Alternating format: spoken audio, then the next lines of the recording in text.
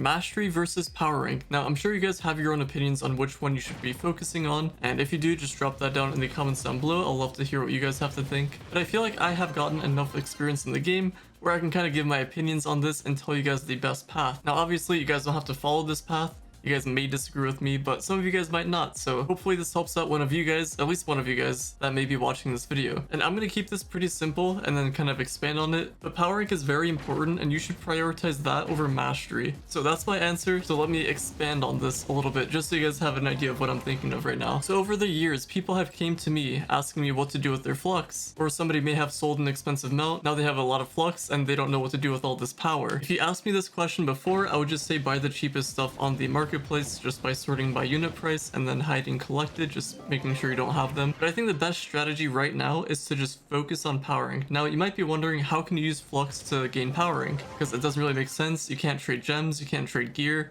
I guess you can trade stellar gear, but you can only get so far with that. Well, there's other ways to advance, and I'm sure you guys have been in this situation where you bought something mastery related, or you just didn't have enough flux to either level up your gem or buy, let's just say, forge fragments or nitro to upgrade your gear.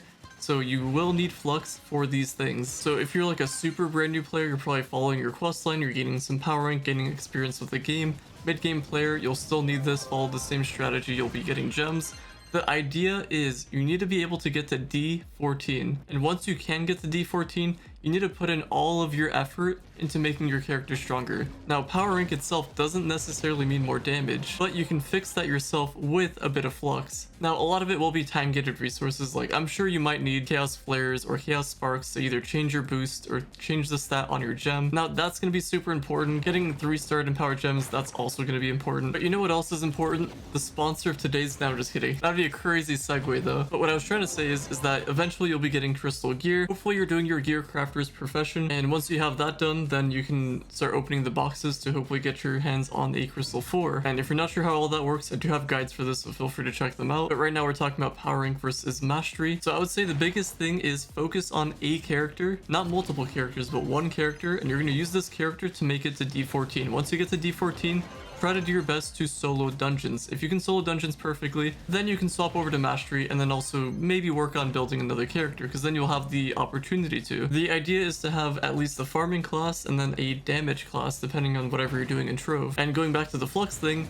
you're gonna need Pearl of Wisdoms to put that on your gear, obviously. You can get the Tentacles of Cthulhu to change the stats on your gear. You can also wait for the second stat reroll week, so you can finally get all of the stats that you need. And if you want to save these tentacles a little bit and be efficient with them, on the second stat reroll, just make sure you get the top stat to the one that you want to keep permanently.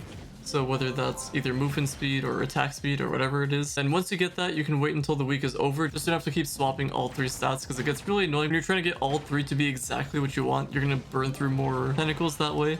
You could do that, but it's not ideal. But either way, pearls, tentacles, nitro, forge fragments, things like that. Crystalline cores are going to get a lot easier once you finish the gear crafter's profession and start opening your gear crafter boxes. And then comes the biggest thing, which is gems. People usually forget this, but you need flux to level up your gems. And if you want to make the most profit on your gem dust, you want to level up your stellar gems to 15 and then loot collect it. Now, it might seem weird, but that's how you gain a bit of profit. And obviously, if you're doing this on a Wednesday, if you have Patron, and if you have the club fixture that has the gem reduction cost, all of that stuff will help. But even if you don't have any of that stuff, you're still gonna make profit. It's just gonna be a little bit less. And this applies to empowered gems as well. And you can do this with Radiance if you wanted to. It's just, you're gonna burn through a lot more flux if you do this.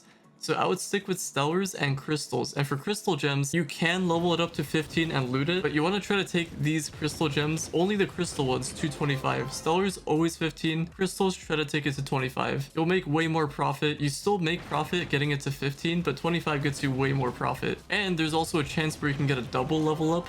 So instead of 25, you can get to 26, and it's kind of just by luck if it happens that way, but you'll get a ton more gem dust profit that way. And with the profit of gem dust comes with a decline of your flux. So that is why I say to prioritize flux for your power rank. And it might be really annoying because you might have to wait for these time-gated items.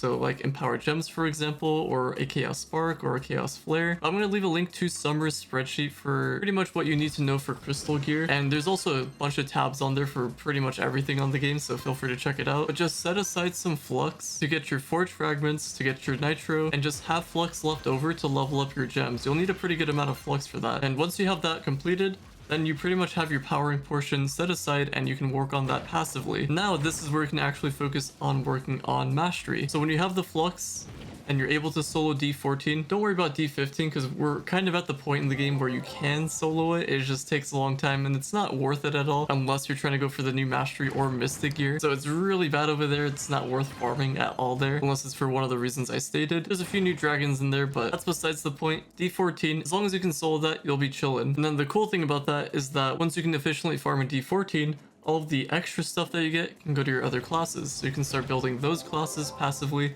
I recommend building a damage class to help you out with other stuff. So just as an example, you can use Shadow Hunter for your farming class, and then for your damage class, you can use Boomranger. That's just the meta. You can go with that. You can go with other classes if you want to, or if you wanted to, you could just do all of your farming and damage with Boomranger. I would still say try to go for a Shadow Hunter because it's just really handy doing dungeons through walls. Even if you don't like the class, it just makes your life a little bit easier, so I'd say why not. And apart from that, there's some allies you can buy on the marketplace, or just use your flux to get a really good ally. If you can't get the Scorpius one, the physical damage ally from the star chart, it takes a ton of qubits. It's really annoying to get. You can go for an alternative, which I forgot the name of it, but it is in the Paragon workbench. It does not give movement speed, but it gives you 400 light, and you can use your flux to try to get it because you'll need Trovian loops, which are untradeable. I believe it was Paragon marks if I'm not mistaken, so you can use your flux for that if you wanted to. So just an idea. And then for crystal rings, you can buy that off the marketplace. Just type in the name of your character and then try to find golden in the name, or if you want to gamble, I don't recommend it, but you can try to go for, I think it was called Glided or Glided, whatever it's called, or you can get a crystal 3 or better ring. But I'd say don't gamble and just try to go for the crystal 4 because gambling is not good. And that's just at the time of me recording this. In the future, I'm sure this all might change, so I'll have to update it, but